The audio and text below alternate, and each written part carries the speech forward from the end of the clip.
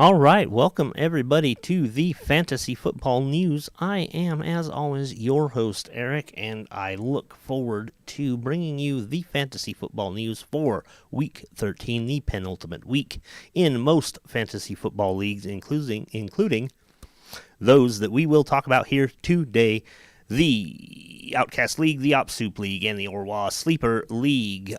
So, with that, is there anything I want to cover?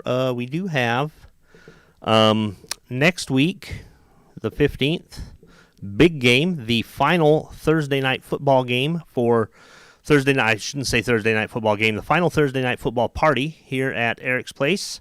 This will be the big one.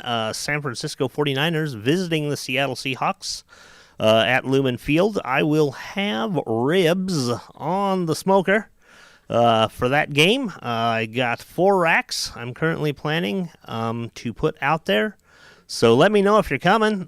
Frazier has the details. I have directions as well if you need them. I know some of you have already reached out. I do appreciate that, and I look forward to hosting as many of you as possible for that game on Thursday, December 15th. All right. With that, I think we will move on to the scores. We're going to start this week in the OPSoup League, where some of the mighty have fallen.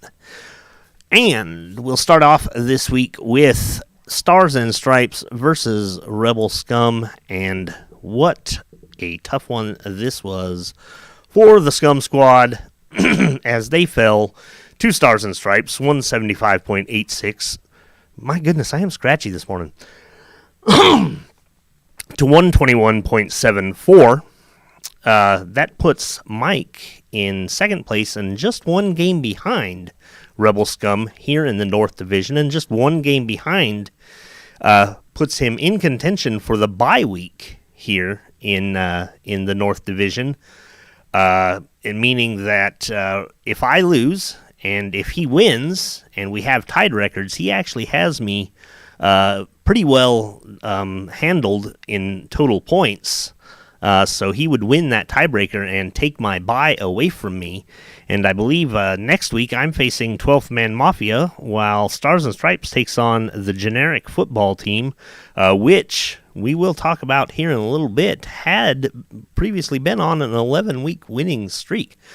But in this matchup, oh, my goodness, Jalen Hurts, the entire Stars and Stripes roster really came out to play Jalen Hurts with 25.1 points. I mean, we've got multiple double-digit scoring down the board until you get here to Dalton Schultz and Michael Gallup.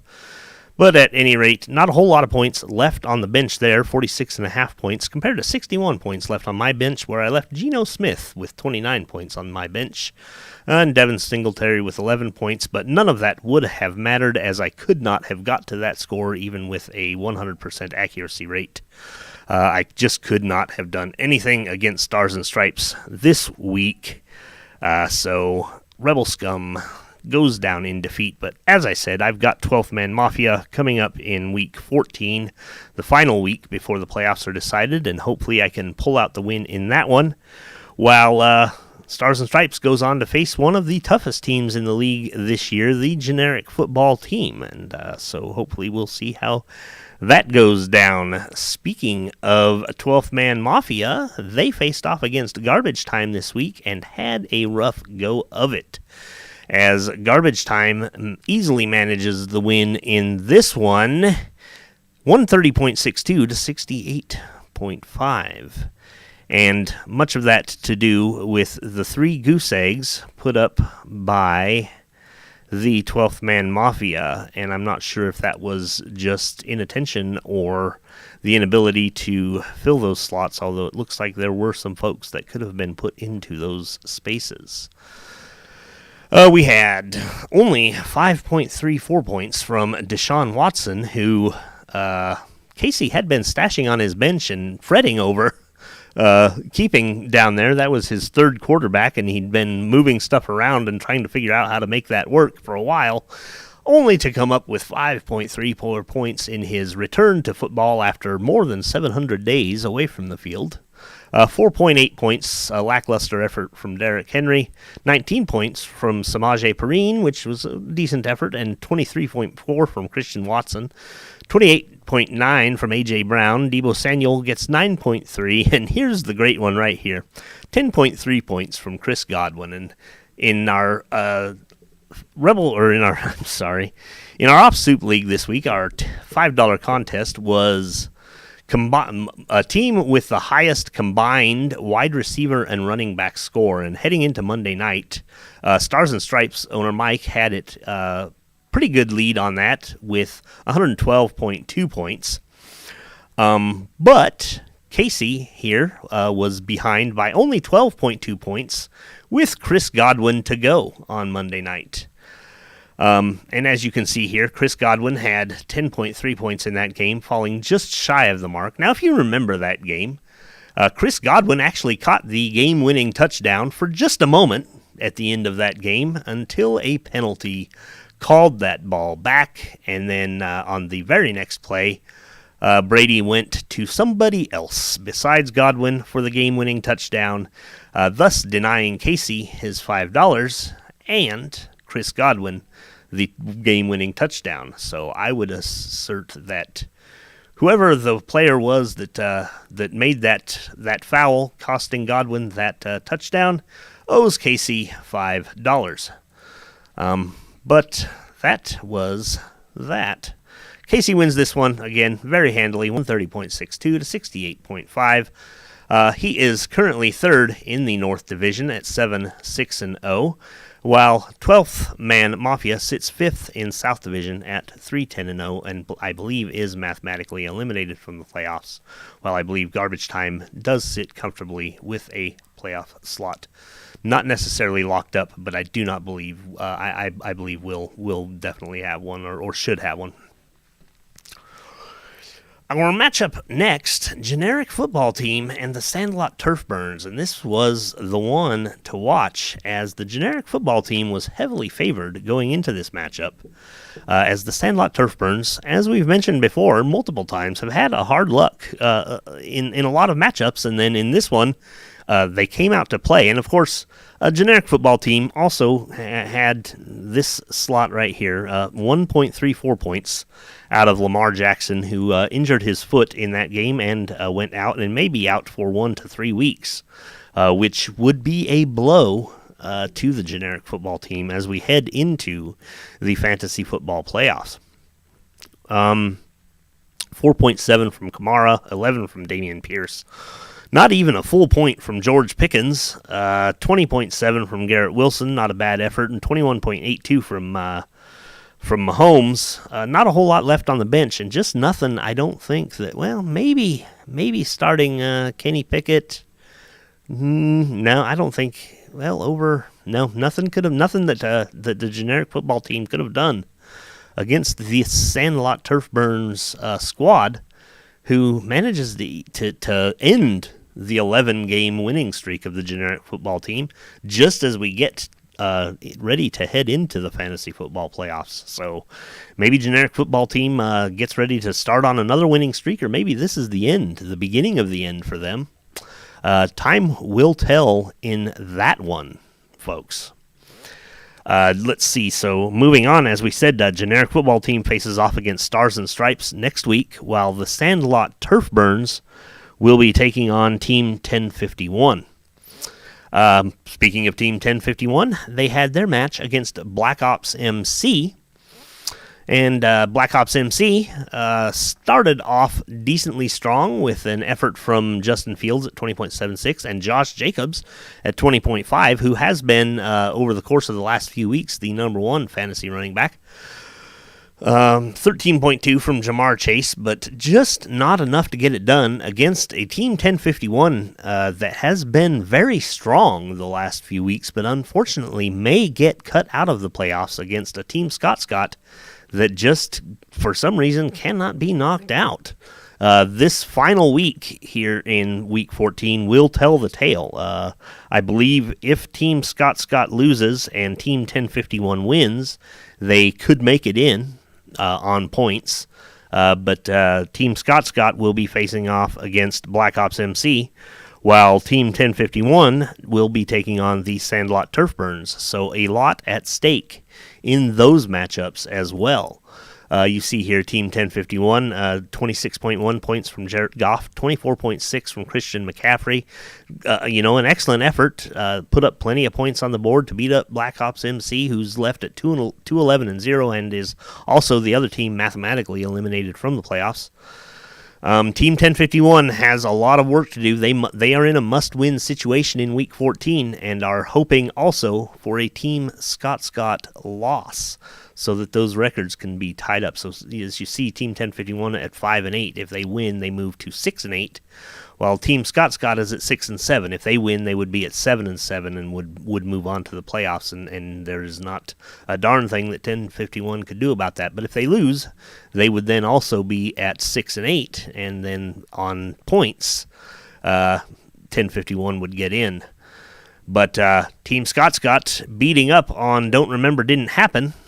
Even though she had the goose egg here with a known scratch, Mike Williams, who has been out for a few weeks with injuries.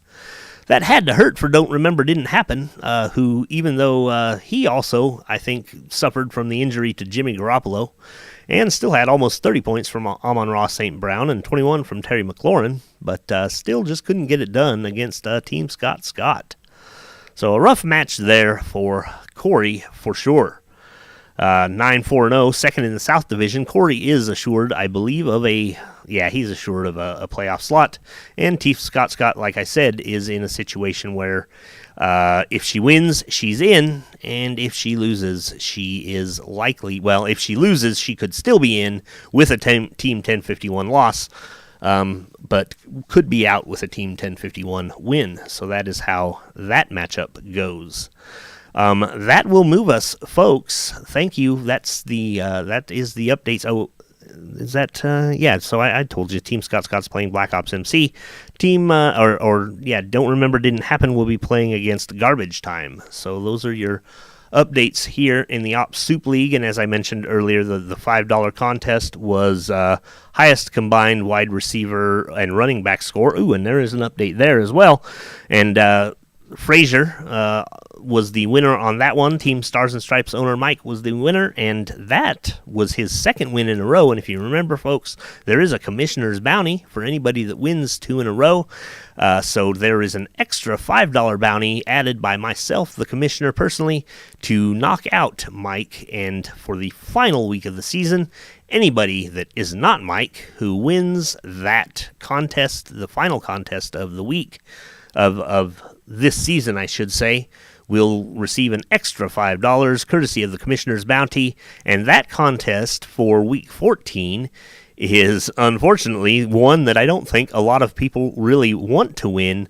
I believe we have quarterback with the most interceptions thrown. I believe that's what it is. Let me double check just to make sure on my handy dandy application here. This is entertaining for you all, I know. In here, down and over, and there it is. Give it away now week. Most interceptions by a starting quarterback. So one that not many want to win necessarily, but there it is. So anybody that does win that isn't Mike can knock out Mike and collect that additional commissioner's bounty that is in effect this week. So good luck to you all, especially 12th Man Mafia. Sorry. So good luck, everybody. We will move on to the Outcast League now. Boom, click, there we are. Hey, we're in a whole entire other league. So,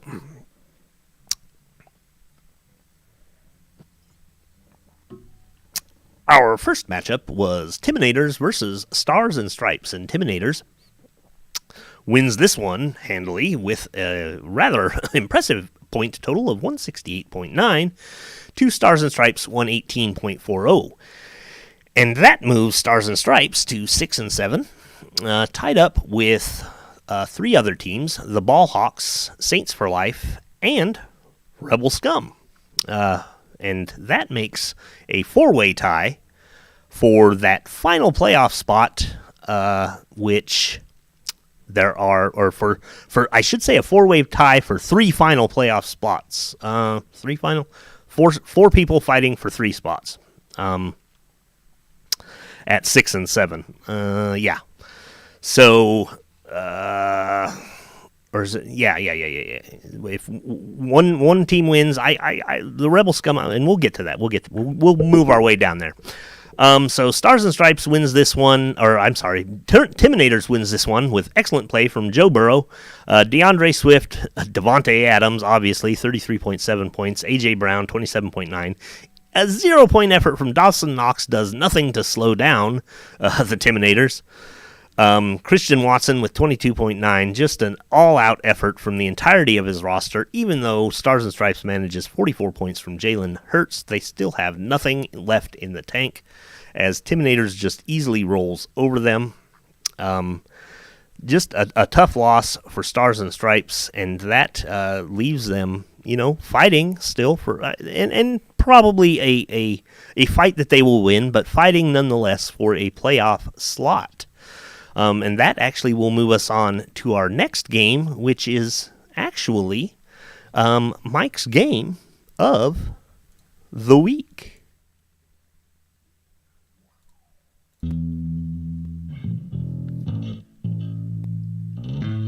Mike's game. It's Mike's game. Mike's game of the week. It's Mike's game. Mike's game. Mike's game of the week. It's Mike's game. Mike's game of the week. Mike's game. It's Mike's game. Mike's game of the week. It's Mike's game of the week. Mike's game of the week. Oh, it's Mike's game. It's Mike's game. Mike's game of the week. It's Mike's game. Mike's game of the week. It's Mike's game. Mike's game. Game of Mike's game of Mike's game. Mike's game. Mike's game of Mike's game of Mike's game of the week. Game of Mike's game. It's Mike's game of the week. Mike's game of the week. Yeah. All right, and so what a great game of the week this was. And I mentioned back at the beginning of the broadcast on how the mighty have fallen. And you know what? Before we get into that, I have to mention this week that Mike's Game of the Week is brought to you this week by Nice and Clean Smudge Guard Lens Cleaning Wipes. Nice and Clean Smudge Guard Lens Cleaning Wipes have 3 times the cleaning power to keep your glasses nice and clean.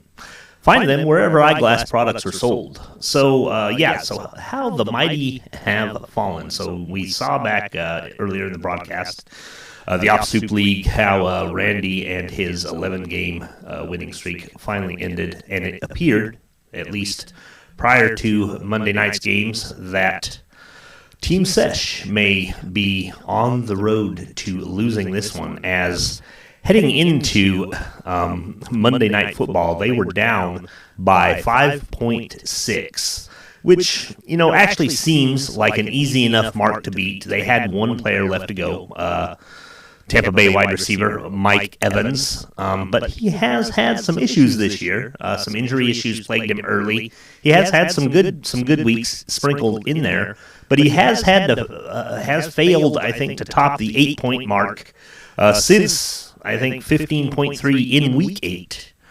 However, when we look at the box score for this game, and we obviously can see that Team Sesh did pull off the victory. Mike Evans, on 4 receptions for 59 yards, managed 7.9 points to pull this victory out. Just barely a squeaker there for Team Sesh to keep that winning streak alive and stretch it out, I believe, now to 7 for him. The longest winning streak here in the RSO, or the Outcast League. Second longest streak we'll talk about in just a moment. But yeah, so Team Sesh manages to keep that one alive. And, we look over here at some of the possibilities. There weren't a whole lot of points left on the bench for Randall Access Memories. I believe Tom Brady could have got him another point. It's 23-15. Not quite a point for Tom Brady. And I think one more down here. What was the other one I saw? Treylon Burks. Had he started those two, he could have pulled off the win. But I believe we can see that Team Sesh may have had a couple of points he might have been able to pull out as well. But at any rate, that's not how it worked out. Team Sesh manages to win this one, 114.55 to 112.25, and thus wins Mike's Game of the Week. And so congratulations to Team Sesh.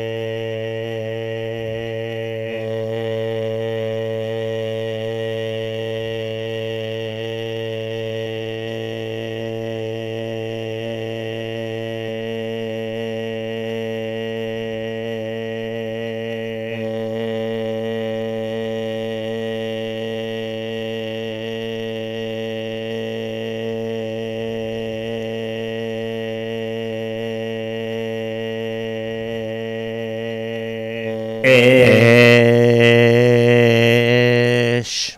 So that was that score for Team Sesh, and that will move us on to Saints for Life versus the Fantasy football team. And, actually, I need to say, let's see, who is Team Sesh playing next week? I didn't mention that one, did I?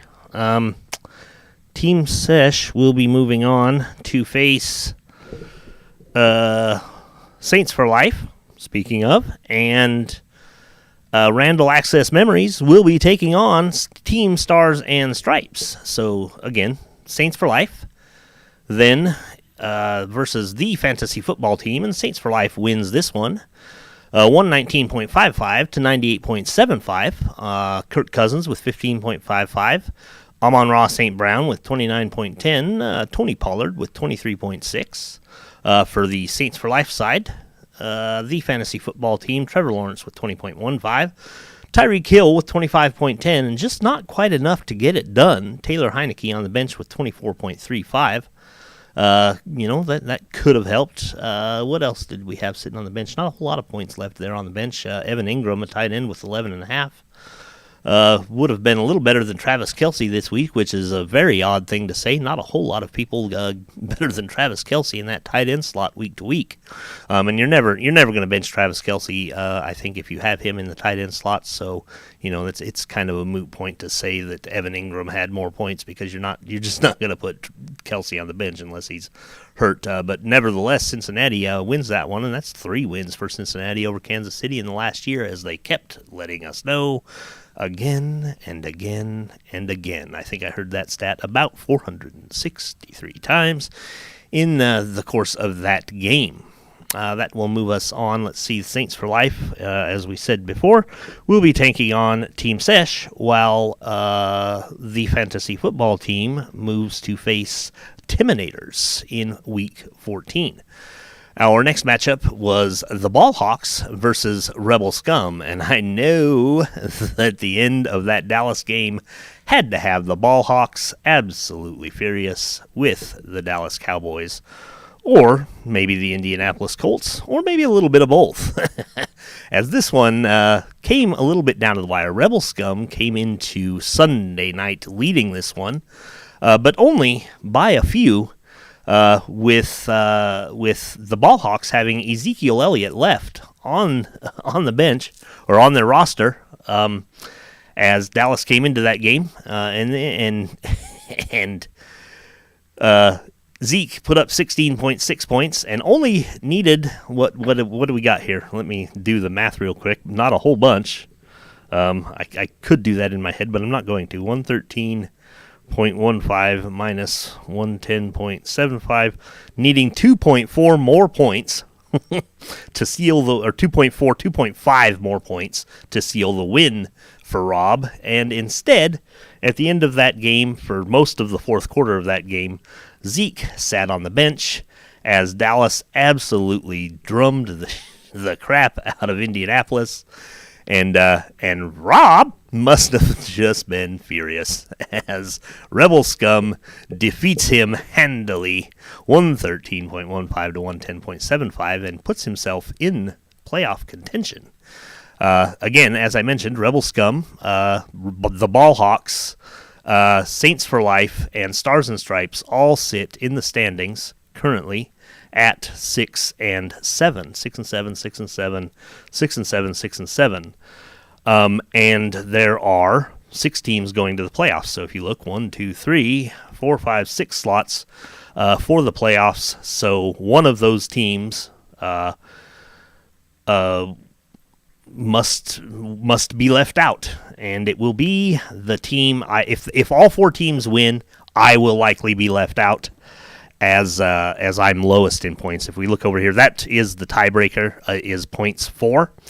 And I am lowest in points 4. I'm actually lowest in the league in points 4, and yet still fighting for that playoff spot at 13.05, which, in the real NFL, division record is the tiebreaker, and I contend that I attempted to submit a petition, but apparently petitions had to be submitted by November 30th. That was the rule, I was told, to change that, but points 4 is the tiebreaker, and I would lose that tiebreaker, so I need to win.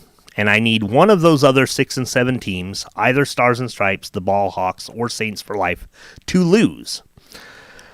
And I think the tallest portion of that order in Week 14 is going to be for me to win, as in Week 14, I face off against Mongo Mentality. Now, I do get a bit of a break in that Mongo Mentality did have an injury to Lamar Jackson, and his regular backup, Marcus Mariota, is on bye in Week 14, and that was another thing I had.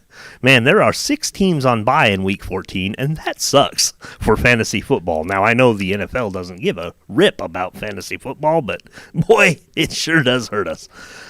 So he had to hit the waiver wire and pick up Tyler Huntley, who is Lamar Jackson's backup. And there weren't a whole lot of options on the waiver wire for backup quarterback. Tyler Huntley, I think, maybe Ryan Tannehill were the viable options. So I might have a chance, folks. There's a chance that I could win this matchup. Anything can happen in fantasy football. We all know that. So, I was hoping maybe Mongo Mentality would be resting his starters, getting ready for the playoffs, but it does not appear that that's going to be the case for me. So, we're just going to have to go out there and play the best game we can, folks, and settle it on the gridiron. That's the playoff picture for Rebel Scum. But, how many folks out there in Outcast football land thought that Rebel Scum would even be talking about playoffs? Where's that? I should have had that loaded up, queued up, and ready to go. The Jim Moore playoffs. You want to talk to me about playoffs? That's the soundbite we need right now. The Ball Hawks will be moving on to play Show Me Your Kittles in Week 14, while I, as we just said, will be facing off against Mongo Mentality. And speaking of Mongo Mentality, they had a matchup this week against Show Me Your Kittles, which they lost, probably thanks to that Lamar Jackson injury, 103.85 to 84.85. And if you look at that, that's a 17-point loss right there. And 17 points, 18 points is about what Lamar Jackson would, or even less than what Lamar Jackson would have got you. So, I got a chance, folks. If we can get the same kind of effort from Derrick Henry, I can hope these kinds of things. Now, granted, Joe Mixon was also on the bench and some other star players, Njoku, so, it's an uphill. It's tough sledding for Rebel Scum, but it can be done. Fantasy football thing, anything can happen. Show Me Your Kittles starts Russell Wilson with 11.55 points. He just will not start Jared Goff or Daniel Jones. Still riding that Russell Wilson train, hoping to see that Russell Wilson game finally come out. It just does not seem like it's going to happen. Saquon with 16.6, David Montgomery 14.7. Ho-hum efforts, Robbie Gould with 20.4 from a kicker. That's an excellent effort. 4 field goals and 3 PATs. 47, 43, 36, and 48. So decent field goals from Robbie Gould. San Francisco, again, lost their kicker, and they're going with Brock Purdy, who, if you remember, was Mr. Irrelevant, the last pick of the draft last year. And that's who they're riding with. As they chose not to grab Baker Mayfield, but the Rams sure did swipe him up. So the Rams are definitely hurting. So that is your Outcast League. Show Me Your Kittles, will be taking on the Ball Hawks next week, while Mongo Mentality faces me, Rebel Scum. That is the outlook for Week 14. We move into the final week. The $10 contest for the Outcast League this week, I can't ever remember these, was kicker with the longest field goal. And the person that won it was a person who had the kicker on their roster who kicked the longest field goal. And that person was, say something we don't know, Captain Obvious, it was Randall Access Memories. He had Daniel Carlson, who kicked a 55-yarder, so he wins the $10 contest. The Week 14 contest, and that's the final it's kind of the final contest. There are no contests in the playoffs, but there is a Week 18 contest that we'll talk about in a moment. The Week 14 contest will be highest quarterback completion percentage with a minimum of 20 pass attempts. So good luck to everybody, especially Rebel Scum, on that one for Week 14 in the Outcast League. And, good luck to everybody in that one. And, I wanted to mention, with Rebel Scum's victory this week, that was actually 4 victories in a row for Rebel Scum, which is what has got me into the position that I am in. So there you go. And that is that for that league. I thank you two leagues, OpSoup and Outcast, for listening in. I'm going to move on now to the ORWA Sleeper League. Here we go. And I'm leaving the mic on this time. You guys are listening. You can hear my voice as I talk about this league. We have 6 teams in this league. 4 teams are going to the playoffs, and I believe 1 team is already mathematically eliminated, as Team Rajlock 72 is 0-3, and I do not believe that they can make the playoffs. I believe that 3 teams, 1 team, I believe the Pasty Goats has locked up a playoff spot. And then I believe that Team Seawish and Rebel Scum are locks to make the playoffs, and then Team Tim Frazier and Generic Football Team will be fighting out on points for the other slot. Or if one wins and one loses, then that team would get the other slot. So those two, the final playoff slot will come down to those 2 teams, Generic Football Team or Team Tim Frazier. But for Week 13, Rebel Scum took on Generic Football Team for his revenge against his loss last week in the other league, and handily defeated him by 50 points, 194.31 to 144.08. AJ Harden, the Pasty Goats, took on Team Tim Frazier and beat them 185.10 to 119.82 to go 3-0 now in that league. And Team Rajlock lost out to Team Seawish 77, 253.79 to 153.13, a 100-point differential there, which just is an absolute thrubbing, and not a whole lot you can do when you've got 36, 32 from CMAC, 23, 19, 43 more from Devontae, 36 from A.J. Brown, just points coming in all across the board, 34 more from Philly. I mean, a 40-point effort there from San Francisco isn't terrible, but man, you just can't catch a break when a team is putting up 100 more points than you. Impossible to win when you don't get those 100 points. So that's kind of the wrap-up there. We will see the playoffs next week. Now, remember, the playoffs here, the first week will be 2 teams eliminated, and then the remaining 2 teams will play a 2-week combined score for all the marbles. The entirety of the prize pool of $60 will go to the team with the highest 2-week combined score in weeks 16 and 17. As you know, in most fantasy football leagues, week 18 does not count for shit because starters are usually resting. Some starters are usually resting, and that really screws with rosters. So that wraps it up there for the ORWA Sleeper League. I do appreciate you all listening in.